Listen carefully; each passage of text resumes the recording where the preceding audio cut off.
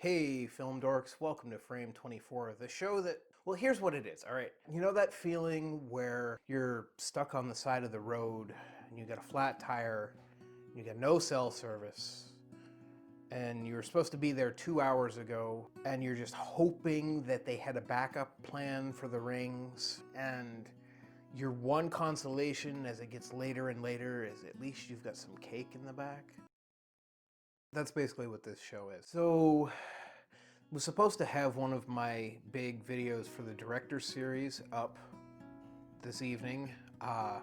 Discovered at the last minute that in fact there's some serious problems on the technical side, so I don't have a lot of the material I thought I had. And I'm hoping sometime in the next week or so to have a new video based on the material I actually have to work with.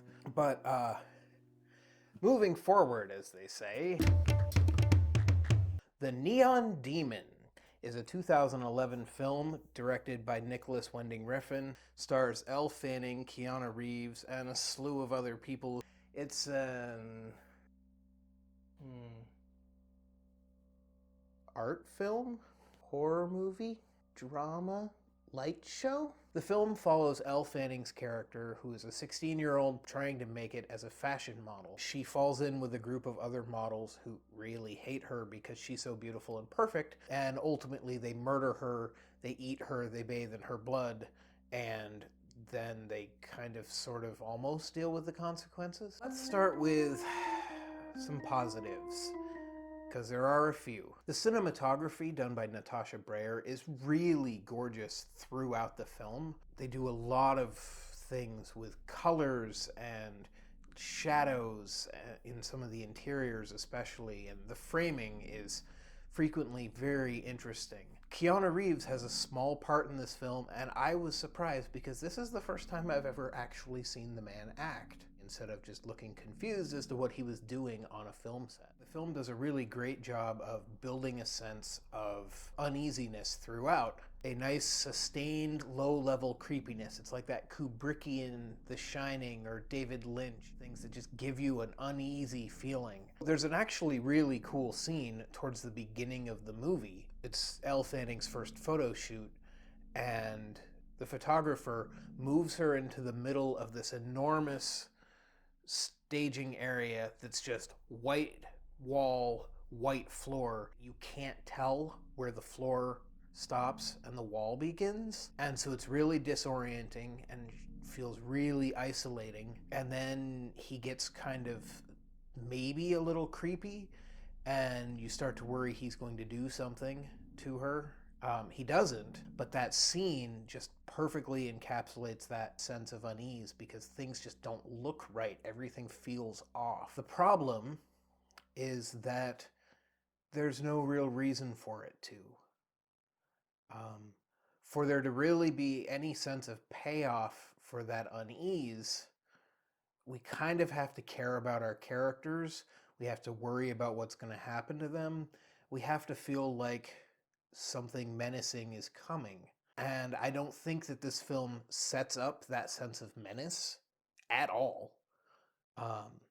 There's really nothing to build up towards her murder. The way that it's shot and the way that it's edited together, it's just something that happens. And then the movie goes on for another 20 minutes. It's kind of like there's that planet in one of the Hitchhiker's Guide to the Galaxy books where all of their books go on to the 100,000th word and then just stop.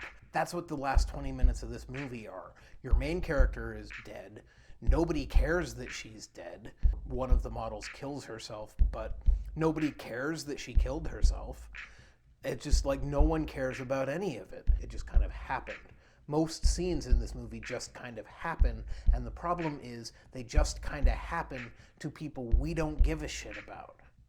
Elle Fanning starts out seeming like, a scared 16-year-old, a little, sweet, a little naive, and by about the middle of the movie, you find out she's actually kind of a soulless bitch. She's just obsessed with herself and how perfect she is, and you kind of want her to die. You kind of want everybody in this movie to die. There's nobody here to root for.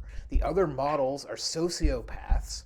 There's the girl who does makeup and also works in a morgue who tries to force herself on Elle Fanning, and then when that doesn't work, she goes and commits necrophilia with a corpse at the morgue. I did not need to see that. We have Keanu Reeves, who's playing this perverted motel manager. The only person who comes close to being a sympathetic character in this whole thing is the guy that wants to date Elle Fanning, and even he's mostly just empty. Most of the scenes he's in, he spends more time just staring at her blankly. Just everybody does that.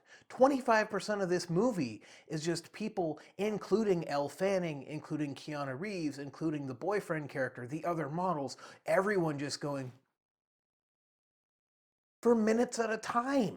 There's all of this atmosphere and all of this tension created by the cinematography and the lighting and the soundtrack, and there's no reason for it because there's no one to give a shit about. There's nothing that happens. The first half of the movie started to look like they were building towards something interesting, and then the second half of the movie is just this jumble of shock value bullshit. There's no story to it.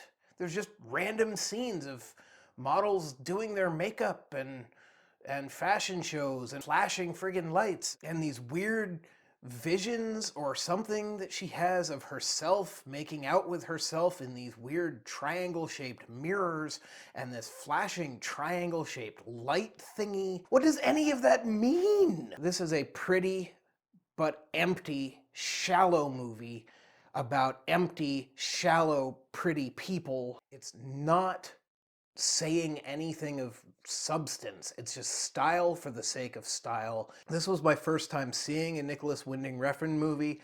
I really hope the rest of them are better because at some point I do want to watch Drive, but if Drive is anything like this, I don't know how I'm going to get through it.